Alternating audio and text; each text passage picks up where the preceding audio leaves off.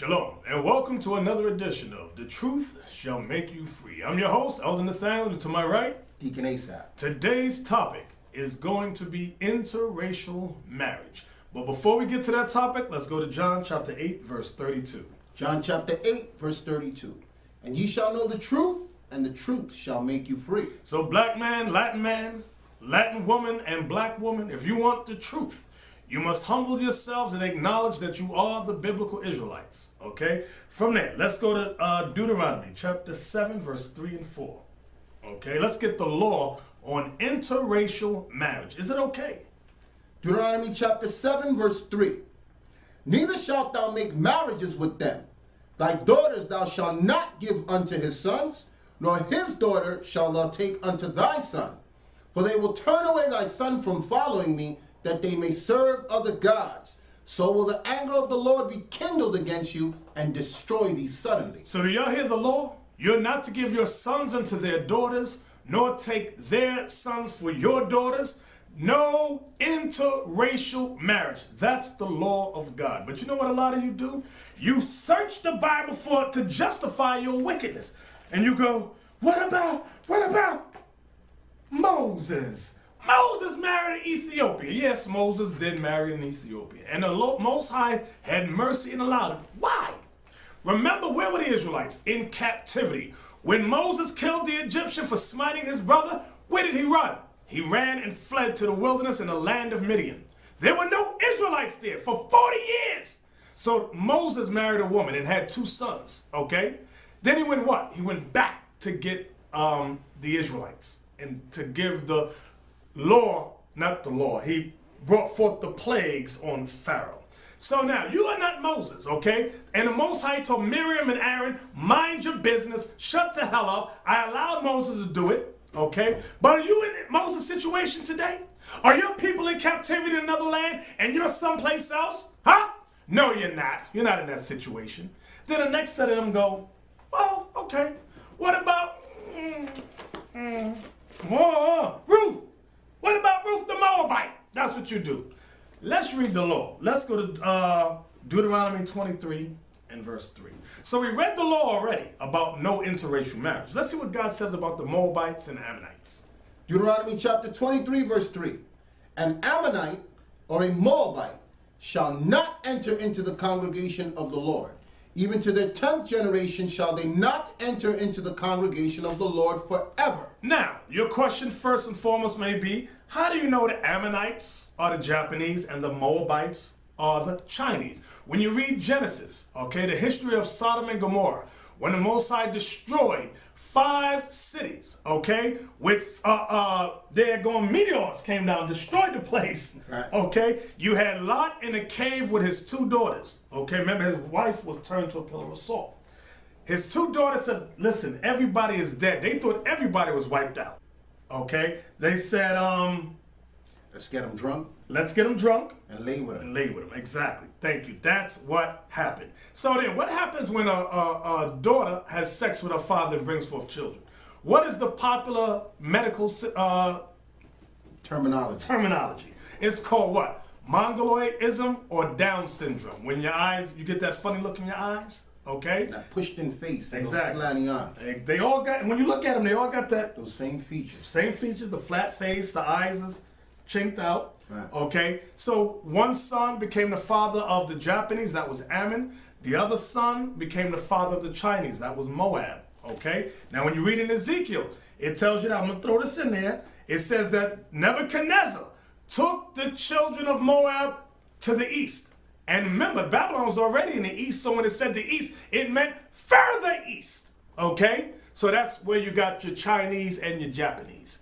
Now, from there, so we got the 2 laws, right? We got the law, no interracial marriage, and we got the law about Moab and Ammon, that they shall not enter the congregation unto the 10th generation forever. So now, let's go to Judges chapter 21. We're going to hit the book of Ruth now. But before we get there, remember, the book before Ruth is the book of Judges. Now, my question to you is this. Were the Israelites keeping the laws of the Most High by the time you get to the book of Ruth? When you read through the book of Judges? Let's read Judges 21, verse 25. Judges chapter 21, verse 25. Watch this. In those days there was no king in Israel. Every man did that which was right in his own eyes. Read it again. In those days there was no king in Israel. Every man did that which was right in his own eyes. Every man did that which was right in his own eyes, not according to the laws of the Most High. So the Israelites were not following the laws of the Most High. Understand that. Now, that leads us to the book of Ruth. Ruth, we want chapter 1. Read verse 1 through 6 for us. Ruth chapter 1, verse 1. Now it came to pass in the days when the judges ruled that there was a famine in the land, and a certain man of Bethlehem, Judah. Now the Most High brought a famine in the land. Why? Because Israel was sinning. Why? Because every man did that which was right in his own eyes. Come on. And a certain man of Bethlehem, Judah, went to sojourn in the country of Moab. He went into the country of Moab. He and his wife and his 2 sons. And his 2 sons, his wife and his 2 sons. And the name of the man was Elimelech, and the name of his wife Naomi. And the name of his 2 sons Mahlon and Chilion, Ephrathites of the Bethlehem, Judah. And they came into the country of Moab and continued there.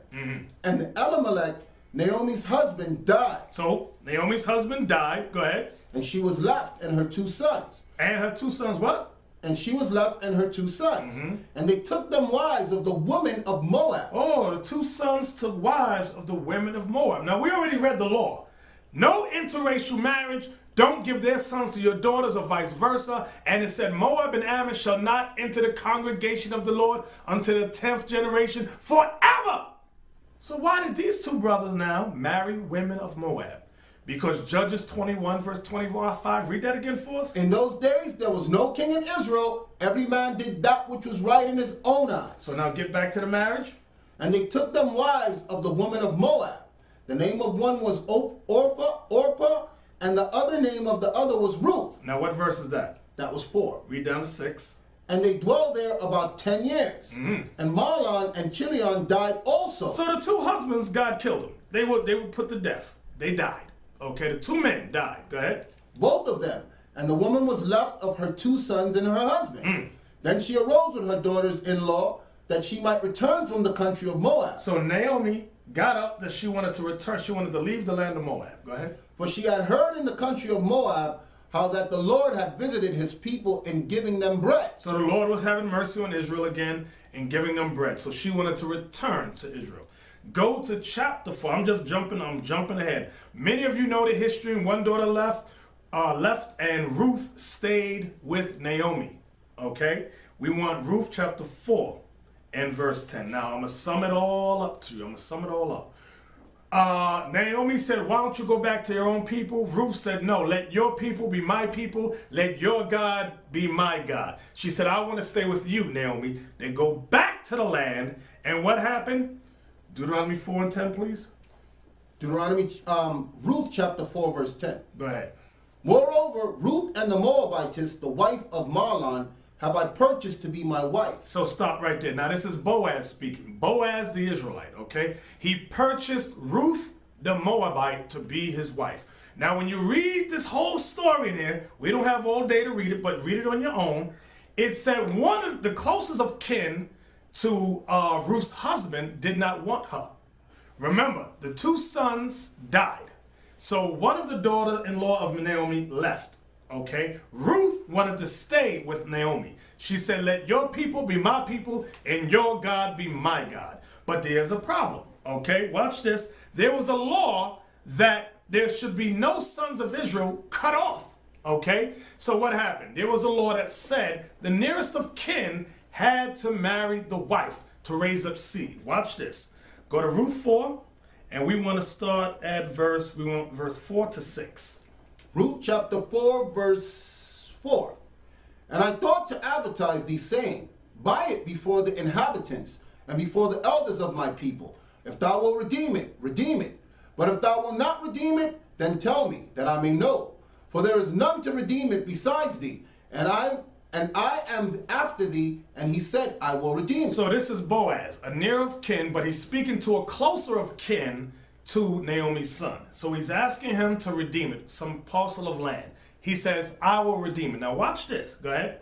Then said Boaz, what day thou buyest the field of the hand of Naomi, the day that you buy this field, listen good, the day that you buy this field, come on. thou must buy it also of Ruth the Moabitess, You must buy it of Ruth also, the Moabitess. Go ahead. the wife of the dead, The wife of the dead. Go ahead. to raise up the name of the dead upon his inheritance. To raise up the name of the dead upon his inheritance. So Boaz is laying down the law for this next of kin to one of the sons of Naomi. Now watch what happens. Go ahead. What verse you at? Verse 6 now. Go ahead. And the kinsman said, I cannot redeem it for myself, lest I mar mine own inheritance.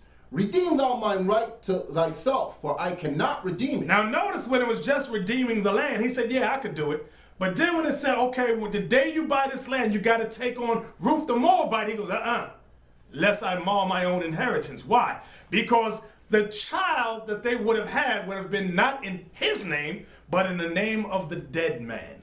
Now, watch this, verse 10. Ruth 4, verse 10. Moreover, Ruth the Moabitess, the wife of Mahlon, have I purchased to be my wife. This is Boaz speaking. So once that nearest of kin rejected Ruth, Boaz said, I'm going to marry Ruth and raise up children to the name of Mahlon. Read it again. Moreover, Ruth the Moabitess, the wife of Mahlon, Mahlon, right. Go ahead. have I purchased to be my wife, to raise up the name of the dead upon his inheritance, that the name of the dead be not cut off from among his brethren. That the name of the dead be not cut off from amongst his brethren. Go ahead. And from the gate of his place ye are witnesses this day. Now, watch this. What's the law that he's talking about? Get Deuteronomy 25, verse 5 and 6. What law is Boaz speaking of in Ruth, the 4th chapter? This is what a lot of you don't understand. Deuteronomy 25, verse 5 and 6. Deuteronomy 25, verse 5. If brethren dwell together, If brethren dwell together, and one of them die, and one of them die, and have no child, and have no child, the wife of the dead shall not marry without unto a stranger. the wife of the dead cannot marry outside unto a stranger. Go ahead. Her husband's brother shall go in unto her, Her husband's brother, meaning next of kin. Go ahead. and take her to him to wife, and perform the duty of an husband's And brother perform the duty of a husband's brother. unto her. And it shall be that the firstborn which she beareth shall succeed in the name of his brother which is dead. So the firstborn would be in the name of the dead father. Understand that? Was that it? Yeah. In the name of the brother which is dead, that his name be not put out of Israel. That his name, that's the point, that his name be not put out of Israel. So for example, he's my brother. He dies. I would have to take his wife. Our firstborn child would be in his name. All inheritance would go to the son in his name, not mine. That's the law. That's the law that was being applied in the book of Ruth. So you brothers and sisters at home, don't throw out Ruth. You're not trying to obey the laws of the Most High when you marry outside your people. So don't try it, all right? From there, let's go to Matthew 22, verse 39. I'm going to show you something.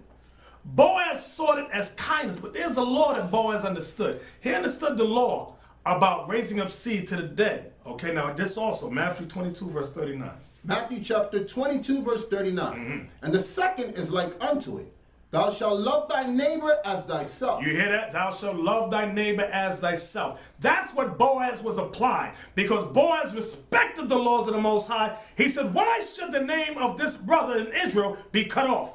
He said, I'll take Ruth as my wife and raise up children in the name of my dead brother. He loved his neighbor as he loved himself. Now watch this. Matthew 1. Matthew chapter 1 and verse 5. That's why Ruth and Boaz are mentioned in the genealogy of Christ. Matthew 1 verse 5. Matthew chapter 1, verse 5. And Salmon begat Booz of That's Makkah, Boaz. and Booz begat Obed of Ruth. Begat Obed of Ruth. Was that it in verse 5? That's it. That's why they're mentioned there. Why? Because they applied the law, love thy neighbor as you love yourself. That's why when Christ came, he was always teaching the Israelites, love ye one another. That's something you blacks and Latinos don't do. You black men, you despise each other, just like you Latin men despise each other. From there, let's go to Exodus chapter 12 and verse 38. Exodus chapter 12, verse 38. So for your time of mentioning Ruth to justify yourself is over, okay? Exodus 12, 38. Exodus chapter 12, verse 38. And a mixed multitude went up also with them, and the flocks and the herds, even very much cattle. And they baked unleavened cakes of dough, which they brought forth out of Egypt. That was 38? It's 39 now. So now, what happened? Read 38 again. All I want is 38. Verse 38. And a mixed multitude went up also with them, and the flocks and the herds, and even very much cattle. So now, when the Most High delivered the 12 tribes of Israel, a mixed multitude of nations ran out behind the Israelites. We leaving Egypt too. We leaving with y'all. But why do I want to go there? Because you're going to meet a lot of, I call them Christian covered Israelites. That's what I call them. Because you got a lot of Yeshuite Israelites who love that mixed multitude. And you'll find these Israelite congregations with multitudes of white women and white men. And they're all interracial, married to each other up in there. And they go see the mixed multitude. These Israelites who hate themselves and hate their people will search the scriptures to break the Most High's laws. Now watch this. Deuteronomy 28, verse 43. Deuteronomy 28 and verse 43. The mixed multitude ran out behind the Israelites. Watch this. Deuteronomy chapter 28, verse 43. The stranger that is within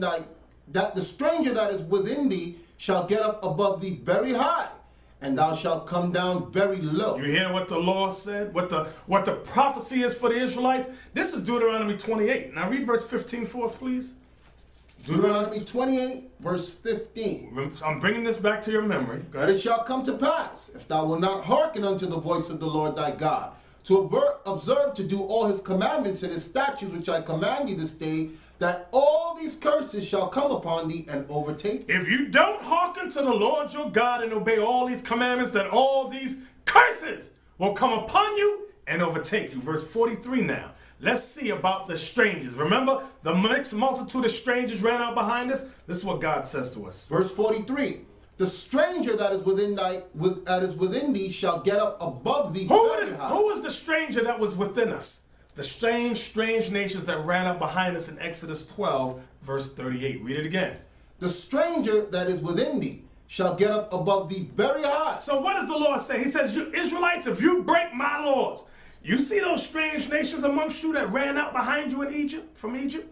If you break my laws, although they're your slaves now, those mixed nations, those strangers, they're going to get up above you very high.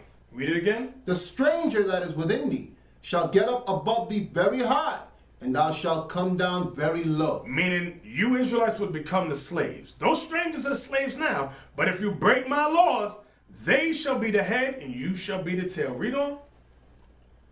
He shall lend to thee. The strangers shall be the ones lending to you. And thou shalt not lend to him. And you Israelites would not lend to them. Go ahead. He shall be the head. Those strangers, those nations that are your slaves right now, they shall be the head, meaning the leaders of you. And thou shalt be the tail. Meaning you shall be the slave. Understand that. Now, watch this. Let's go to Joshua 23. I'm going to remind you of the law again. Joshua 23, verse 11 through 13. I'm going to remind you of the law again. Okay? Joshua 23, verse 11. We want 11 to 13, and that's it. Take good heed, therefore, unto yourselves, that ye love the Lord your God. Else if ye do in any wise go back and cleave unto the remnant of these nations. If you go back from God's laws and cleave unto the remnants of the nations that are around you. Even these that remain among you, and shall make marriages with them. So what is Joshua reminding them? He said, if you leave the Most High's laws, and you make marriages with these other nations, and go in unto them, and they to you, know for a certainty that the Lord your God will no more drive out any of these nations from before you. See that? Joshua reminded you Israelites. He said, if you make marriages with these other nations, the Lord your God would no longer go before you, meaning he won't protect us no more. Go ahead. But they shall be snares and traps unto you. Meaning these other nations that you married, they shall be snares and traps. Now, aren't these other nations that our people marrying today snares and traps? That's right. Look what happened to OJ. You see what happened, right? Got all caught up, all into the midst of madness. Snares and traps. Come on. Down to 13. And scourges in your side. And scourges in your side, meaning they always going to cause you problems. Go ahead. And thorns in your eyes. Thorns in your eyes. Until you perish from off this good land which the Lord your God had given you. Until you perish from off this good land which the Lord your God given. So Joshua reminded us of the law. He said, in case you forgot what Moses commanded you, I'm going to remind you again. So now watch this. Let's go to Nehemiah 13. Nehemiah chapter 13. Because now what happened after Joshua, sometime later, the Israelites went into captivity. The nation of Israel split into two kingdoms, and the Israelites went into captivity. You had the Assyrian captivity, you had the Babylonian captivity, then you had the Persian Mede captivity. Nehemiah, the prophet, is in the Persian captivity. Watch this. Nehemiah chapter 13, we want verse 23 to 27. Nehemiah chapter 13, verse 23. Watch this. In those days also saw I Jews that had married wives of Ashdod. Africans? So wait a minute. Nehemiah was able to go back to the land of Israel, our homeland. Then he said, in those days did I see what? I saw Jews that had married wives of Ashdod. Who are the Jews? Remember, the Jews comprised of three tribes primarily: Judah, Benjamin, and Levi. That's who was termed Jews. Read it again. In those days, I saw Jews that had married wives of Ashdod. They married wives of Ashdod, Africans. Of Ammon. And Japanese. We already read the law earlier about not to be with them. Right. Go ahead. Of Ammon and of Moab. Moab, the Chinese. Go ahead. And their children spake half in the speech of Ashdod. And their children, when Nehemiah looked at their kids, he said their kids speak in the half in the language of what? Ashdod. And could not speak in the Jews' language. And could not speak Hebrew. So what was happening? The mothers took control of the kids, just like today. What we're reading here is synonymous for your life today. The mothers are the ones raising the kids. So at that time, the mothers didn't raise their kids in the laws of the Most High. The mothers were women of other nations. The mothers raised them in their language. The mothers taught them their gods. Read it again. In those days also saw I Jews that had married wives of Ashdod, of Ammon, and Moab. And their children spake half in the speech of Ashdod, and could not speak in the Jews' languages, but according to the language of each people. But according to the language of each people, whether it was Ammon or Moab, come on. And I contended with them. Come on. And cursed them. And what? And cursed them. Ooh, he cursed those Israelites that did that. Come on. And smote certain of them. And he smacked some of them upside the head. And plucked off their hair. And made them swear by God, saying. And made them swear by the Most High God and say what? You shall not give your daughters unto their sons. So he's quoting the law to them. He said, you shall not give your daughters unto their sons. Come on. Ye shall not give your daughters unto their sons, nor take their daughters unto your sons. And don't take their daughters unto your sons. For yourselves. Did not King Solomon... Wait. Read this part slow. Did not Solomon, king of Israel, sin by these? Did not King Solomon sin by these things? Meaning, didn't Solomon do the same thing? And it's called what? Read that again. I want you to stress that word. Did not Solomon, king of Israel, sin by these things? It's a sin. It's a sin.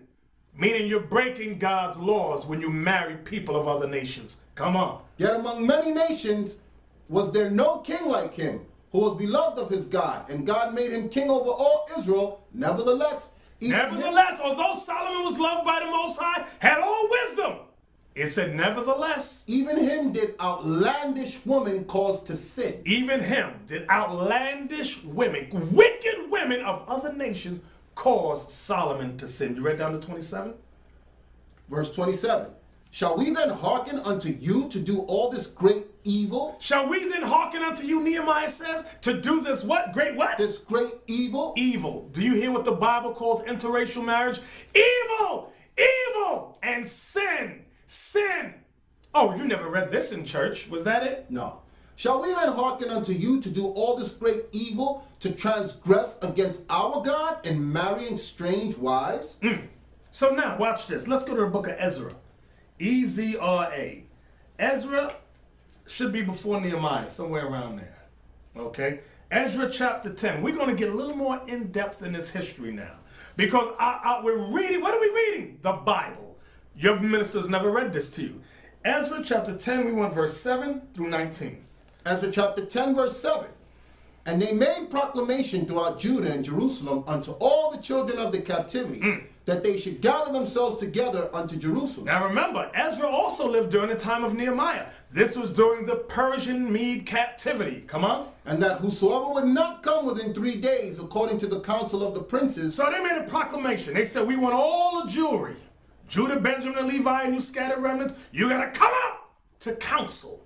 And whoever would not come up in 3 days, come on. According to the counsel of the princes and the elders, all his substance should be forfeited. He said, whatever land you got, this is Ezra, the high priest. Ezra said, whatever land you got, whatever you own shall be forfeited you if you don't come up to council. Come on. And himself separated from the congregation. And yourself shall be separated, meaning put out, banished. Go ahead. Of those that had been carried away. Come on. Then all the men of Judah and Benjamin gathered themselves together unto Jerusalem within 3 days. In 3 days, Judah and Benjamin gathered themselves together. It was the 9th month, on the 20th day of the month. It was the 9th month, on what day? On the 20th day of the month. Come on. And all the people sat in the street in the house of God, trembling because of this matter, and for the great rain. So it was raining, and all the people were trembling because of this great matter. Come on. And Ezra the priest stood up and said unto them, Ye have transgressed, and have taken strange wives. So now you see what the council's about. Read that part again.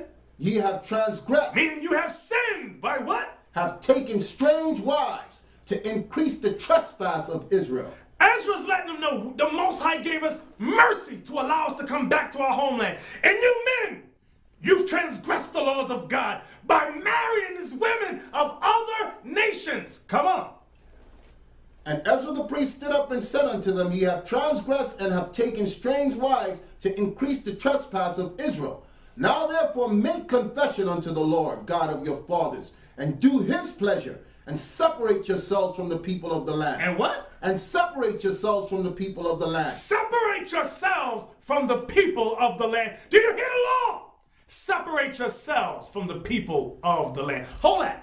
I want you to hold that real quick. No. I'll get the verse later. Keep going. And from strange wives. So you Israelites that's in these other Israelite camps, and you're walking in these camps and saying, whoa, they all married to these other nations. Get out of there. If those Israelite leaders can't repent, leave those congregations. Why? Because it's sin. It's transgression of the Most High's laws. Come on. We went down to 19, remember. Verse 12. Then all the congregation answered and said with a loud voice, As thou hast said, so must we do. Here with all the congregation, they said, as thou hast said, we shall do. Because what Ezra proclaimed, did he make it up out of his own mind? No, it was based upon the laws of God. He read them the law. And the people said, we will obey the laws of God. Come on. Verse 13. But the people are many, and it is a time of much rain, and we are not able to stand without.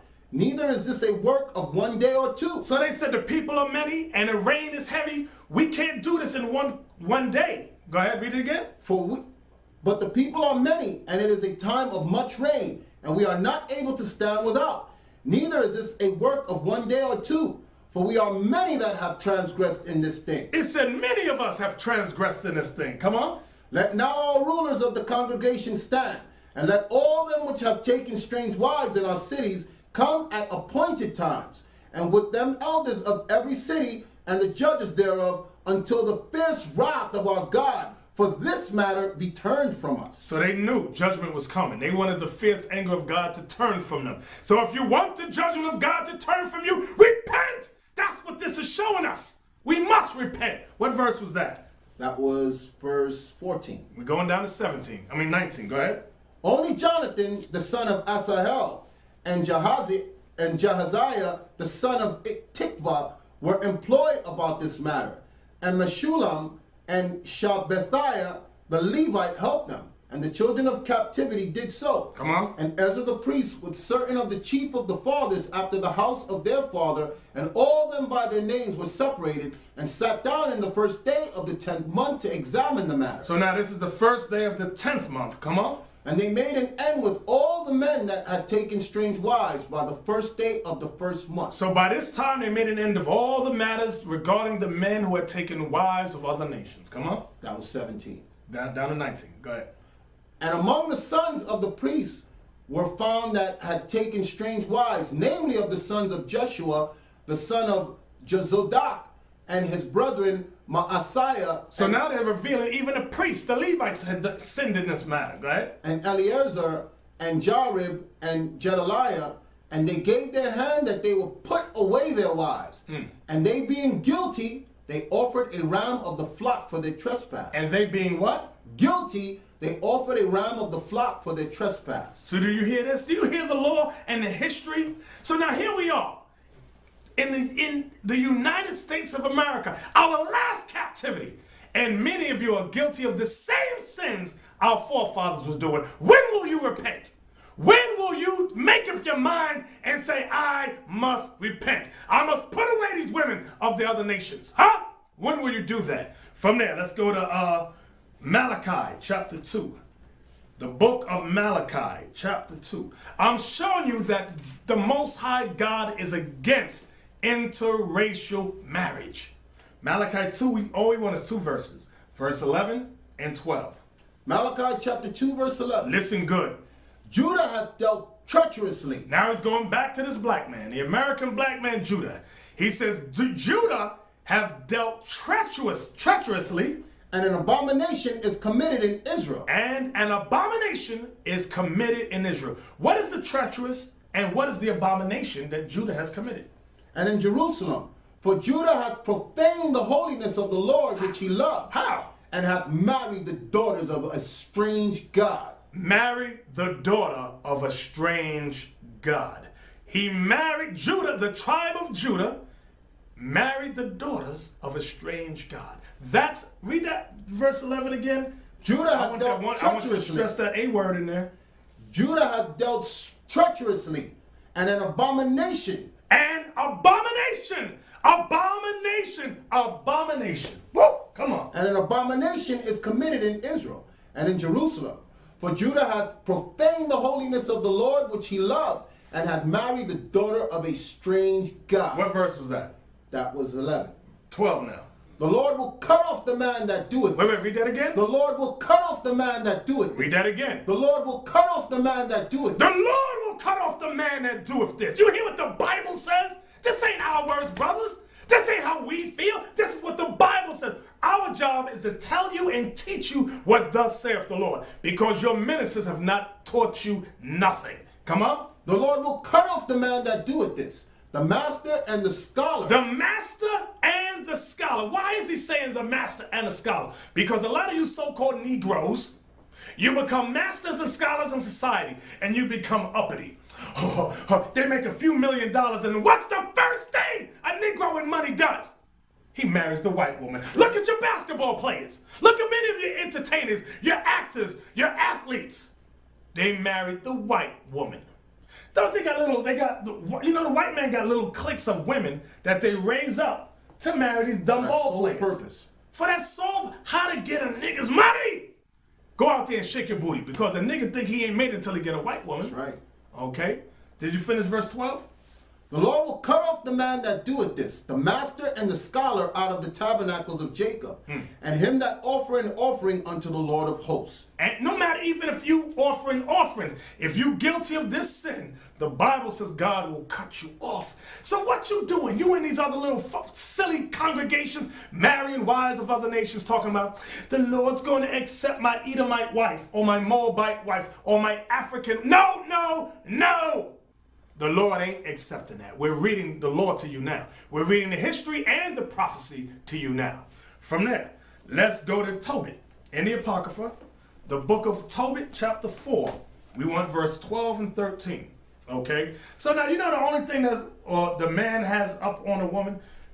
Meaning this. The Israelite man, remember how genealogy is determined. It's determined upon the seed of the man. Meaning this. If a black man or Latin man who's an Israelite has a child with a woman of another nation, yeah, the children are Israelites. The children are Israelites. For example, You know, Ruth the Moabite, remember, it said Ruth and Boaz had a child that was raised up until Mahlon, right? And that's the genealogy where Christ came through. You got these Israelites that say, the Lord ain't dealing with you if you have mixed parents. Shut up. You Israelites that say that stupidity, just be quiet. King David's great-grandmother was Ruth the Moabite. That's right. She was their child was through the lineage that Christ came out of. So be quiet. The difference was that child was an Israelite child. Why? Because Boaz put the seed in Ruth and the son. You are what your father is. Understand that. I don't want you to be confused. You are, so I'm going to say it again. You are what your father is. You are not what your mother is. See, they're following a so-called white man. Science. Right. Remember, Right. no, you can get an orange seed and put it any place all over the earth. What kind of tree is going to grow up? An orange tree. Right. Whether it's an apple seed, whatever the seed is, that's what the tree is going to become. So the man puts the seed in the woman. So whatever that man is, that's what that child shall be. Some of you better thank the Lord your father was Negro. A lot of you are ashamed. Huh? Oh, my father is black. You better thank the Most High God. Because if your father's any other race, you finished. And then growing up, you hear those that they're so excited that they're mixed. I'm half this, I'm half Right. that. There's no mixing with the Most High. Thank you. It's Exactly. what the seed of your father is. There's no such thing as mixed with God. Exactly. Because that means David was half Chinese. No, David Right. wasn't half Chinese. David wasn't half Moabite. There's no halvesies in the Bible. Exactly. You are what your father is. Now, Tobit 4, we want verse, no, Tobit 4, before I forget the thought, verse 12 and 13. Because remember, we got to talk about the woman next. Go ahead. Tobit chapter 4, verse 12. Beware of all whoredom, my son, Beware of all whoredom. What's he talking about whoredom? What's this? Go ahead. and chiefly take a wife of the seed of thy father. Take a wife of what? Of the seed of thy father. Of the seed of thy fathers. Come on. And take not a strange woman to wife, And take not a strange woman to wife, which is not of thy father's tribe. which is not of thy father's tribe. Come on. For we are the children of the prophets. For we, you blacks and Latinos, you are the children of the prophets. Come on.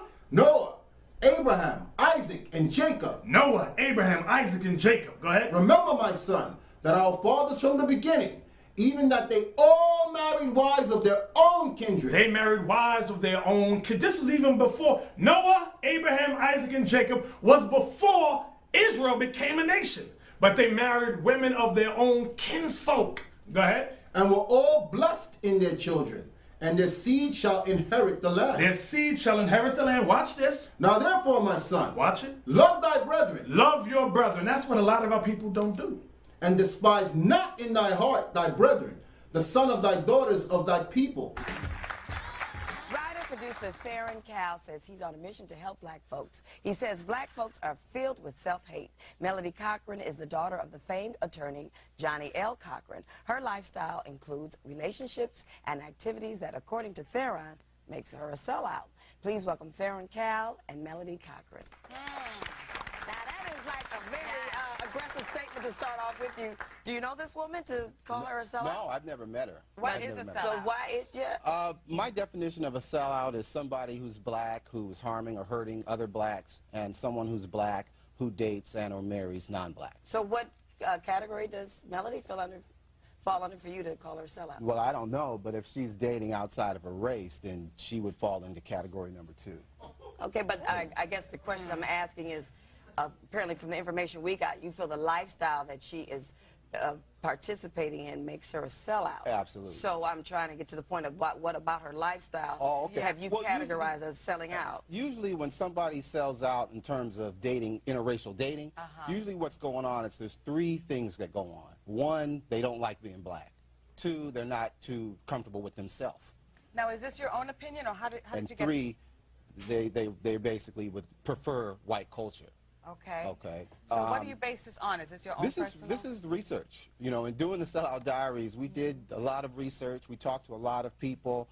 I've been on this planet for 30-some-odd years, and I mean, it's common sense. I mean, people avoid what they don't like. They gravitate towards what they like.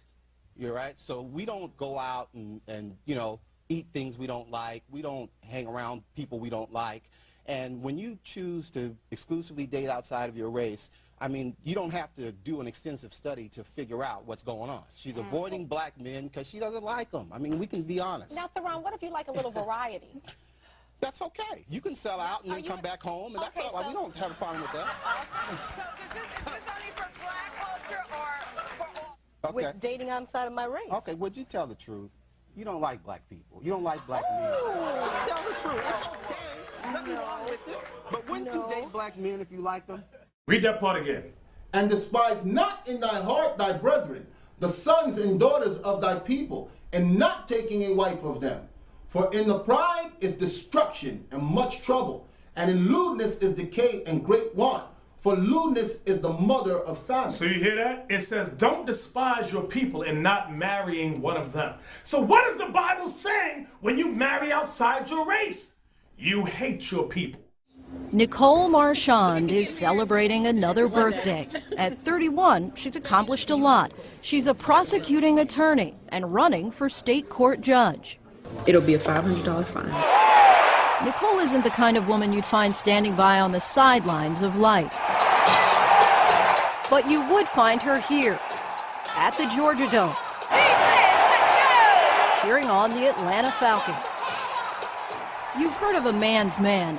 Nicole is the quintessential man's woman. She appears to have it all, and yet she's still single.